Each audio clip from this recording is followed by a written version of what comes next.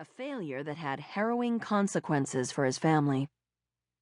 Trying to establish a practice during the Depression, he seemed perpetually unable to manage the financial demands of running an office, so he would skip out on the rent by disappearing in the middle of the night after emptying everything he owned into a truck at 3 a.m. A soft touch who cared more about having people love him than about paying the bills, he charged $1 a visit and accepted a cake or gefilte fish if his patients said they couldn't pay, even if they were driving a new car and he wasn't. If somebody was sick, he would just take care of them. Money didn't mean anything, said Larry Ferber, a longtime friend of Joan's and the former executive producer of her daytime television talk program, The Joan Rivers Show. Unfortunately, money was what meant the most to Meyer's socially ambitious wife.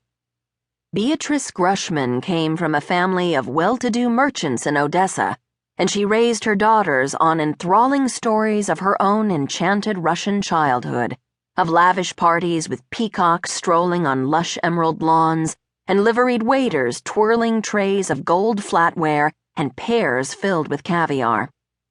But all their riches were left behind when their lives were overwhelmed by Russia's pre-revolutionary turmoil.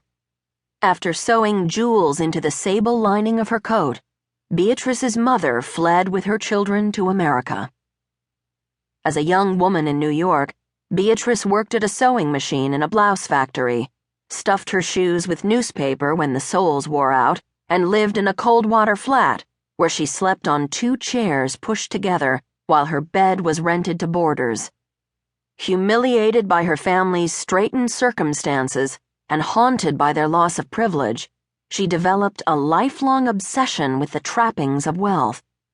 She spent the rest of her life trying to create the appearance of class, which to her mind was signified by materialistic excess and exaggerated formality.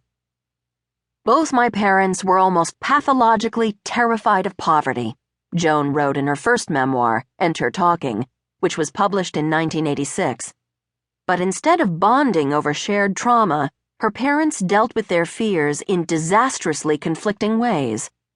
While the debt-ridden Meyer agonized over every penny they spent, Beatrice filled their home with damask and brocade, dressed her daughters in silk pajamas from Paris, and squandered $2,000 the family didn't have on a mink coat that sent her husband into paroxysms of helpless rage.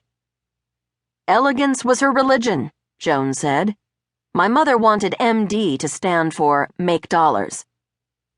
Although there were never enough dollars to satisfy her, Beatrice refused to curtail her extravagance.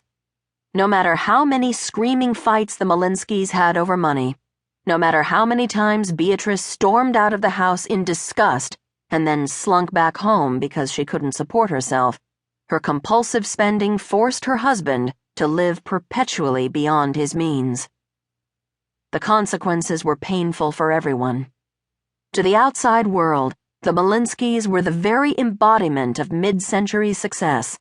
A nuclear family with a doctor father, a beautifully dressed mother who gave impressive dinner parties, and 2 healthy children. But behind closed doors, the atmosphere was poisonous. Beatrice's ferocious quest for status caused unbearable financial pressure that doomed the entire family to live in a state of unrelenting stress. The result was an excruciating tension between the refined image they strove so hard to convey and the terrifying economic insecurity that always threatened to overwhelm them. Furious at Meyer's failure to provide a more opulent lifestyle, the haughty Beatrice subjected his every move to withering scorn. When he said or did something she considered common, she was contemptuous. Well, you come from kikes. When she told him disdainfully to put his napkin on his knee, he would say, "Go to hell!" and put the napkin on his knee. When Beatrice couldn't pay the bills, she made secret trips to the pawn shop to sacrifice her wedding ring and gold bracelet yet again. She was so desperate to maintain her fabricated self-image that she never even told her husband the truth about her own background. Incredible as it sounds, my father, during their entire 48 years of marriage, did not